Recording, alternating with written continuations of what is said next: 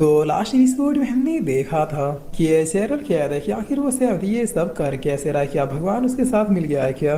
तब इसके कमांडर कह रहा है कि बस 3 दिन के अंदर ही 10 में से 9 सीढ़ी को रेस्क्यू कर लिया। लग तो ऐसा ही रहा है कि स्वयं भगवान ही उनके साथ हो। जिस पर बगल वाला कह रहा है तो फिर अब हम क्या करें, अब तो उसके पास अच्छी खासी सेना भी हो गई होगी।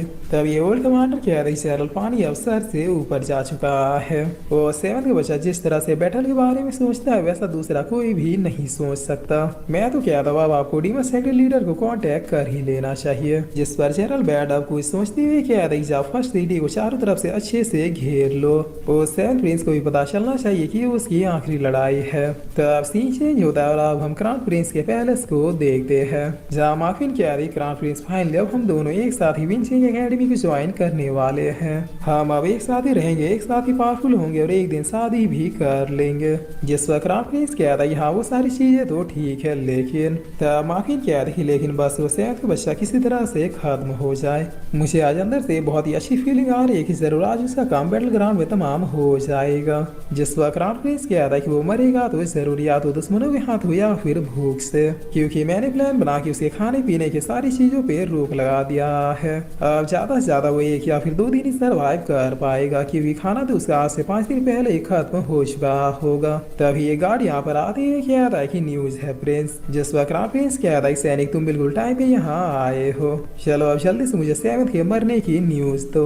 मैं वाकई में जानना चाहूंगा कि आखिर वो कैसे मरा। तब ये गार्ड कह रहा है कि आप गलत फहमी में है प्रिंस, सेवंथ मरा नहीं है बल्कि उसने 10 में से 9 सीढ़ी को सक्सेसफुली रेस्क्यू भी कर लिया है सिर्फ और सिर्फ 3 दिनों में। अब सेवंथ प्रिंस के पास भी लगभग 6 से 8 हजार की सेना होगी। जिस वक्त क्राउन प्रिंस बहुत ही शौक होते हुए कह रहा है कि क्या आखिर ऐसा कैसे पॉसिबल है, बगैर खाए पिए वो लोग जंग कैसे लड़ रहे हैं। तब ये गार्ड कह रहा है कि अब जो बात है वो है, जिस वक्त माफिन कह रही है कि उस कुत्ते के बच्चे की उम्र काफी लंबी है। तब सीन चेंज होता है वापिस से हम इन लोगों को देख रहे जहाँ पर नोवा कह रहा है कि जनरल बैड ने फर्स्ट सीढ़ी को काफी अच्छे से घेर रखा है। अगर वो लोग जनरल बैड को देखकर उन्हीं की साइड चले गए तो। जिस पर सेवन कह रहा है कि इंपीरियल पैलेस वालों ने हमारे डायनेस्टी को हथियाने का जुर्म किया है तो हम भी अब उनके राज्य को तबाह करके रहेंगे। तब आर्मर कह रहा है कि बताइए प्रिंस क्या कर रहे हैं, मुझे काफी ज्यादा एक्साइटमेंट हो रही है। जिस पर सेवन कह रहा है फर्स्ट सीढ़ी को छोड़ दो, हम डायरेक्टली रॉयल पैलेस में अटैक करेंगे। तब नोवा कह रहा है कि इंपीरियल पैलेस में अटैक करना थोड़ा रिस्की हो सकता है, बट अगर हम लोग किसी तरह से सक्सेसफुल हो गए तो फिर इंपीरियल पैलेस से एम्परर भी हमारे कब्जे में आ जाएगा। उसके बाद जनरल बैड से हमें फर्स्ट सीढ़ी के लिए फाइट भी नहीं करनी पड़ेगी, हम उसके एम्परर को भी हॉस्टेज बना के अपना सीढ़ी वापस ले लेंगे। प्रिंस बताइए कब चलना है। वैसे भी अभी इंपीरियल पैलेस में ज्यादा सैनिक नहीं होंगे क्योंकि लगभग सैनिक जनरल बैड के साथ ही फर्स्ट प्लेस में मौजूद है। तब सेवन कह रहा है कि आज के आज ही। जिस पर फर्स्ट सीढ़ी में जनरल बैड थोड़ा परेशान होते हुए कह रहा है कि आखिर वो सेवन का बच्चा अभी तक आया क्यों नहीं।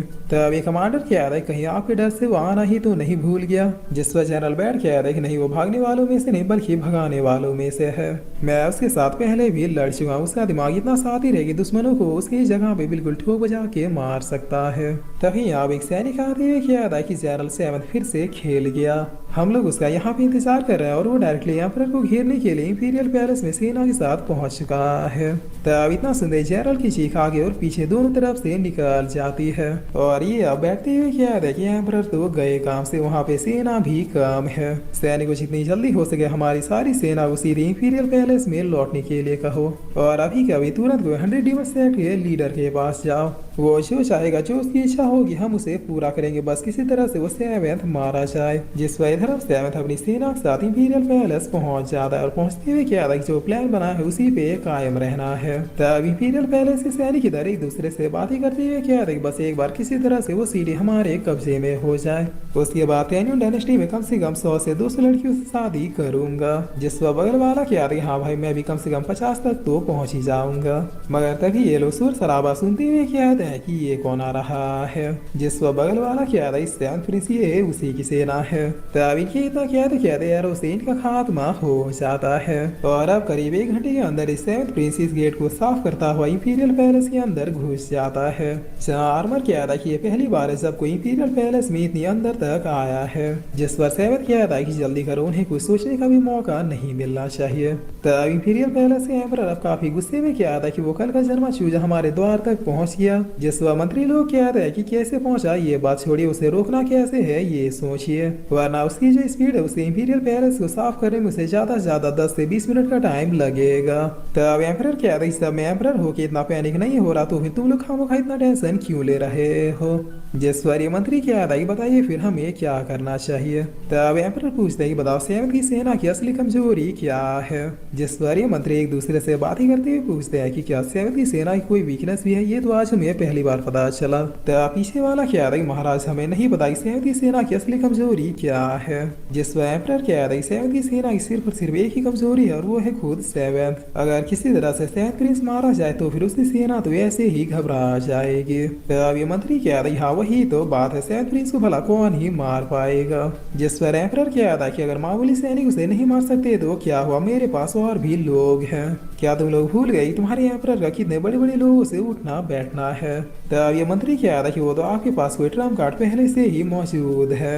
अब समझ में आ रहा है कि आप इतने क्रिटिकल मोमेंट में भी घबरा क्यों नहीं रहे। जिस पर एम्परर क्या था कि वो सेवन का बच्चा आ रहा है ना, उसे आने दो, उसे बिल्कुल चौराहे पे ला के कुत्ते की मौत मारूंगा। तुम लोग अब जल्दी से रॉयल फेंग शेंग को एक रॉयल पैगाम भेजो। जिस पर अब करीब 5 मिनट बीतने के बाद एल्डर फेंग शेंग यहाँ पर आते हैं, पूछते हैं कि बताइए एम्परर क्या ऑर्डर है।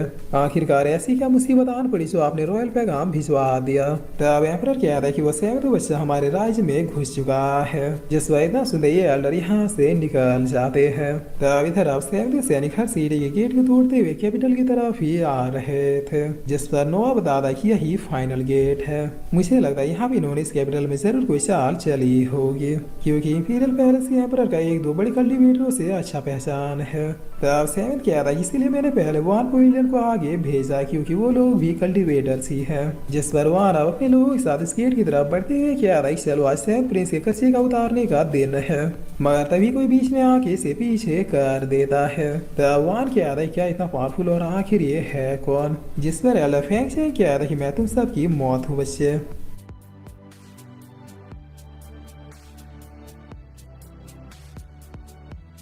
और फिर इसी के साथ ये एपिसोड यहीं पे खत्म होता है।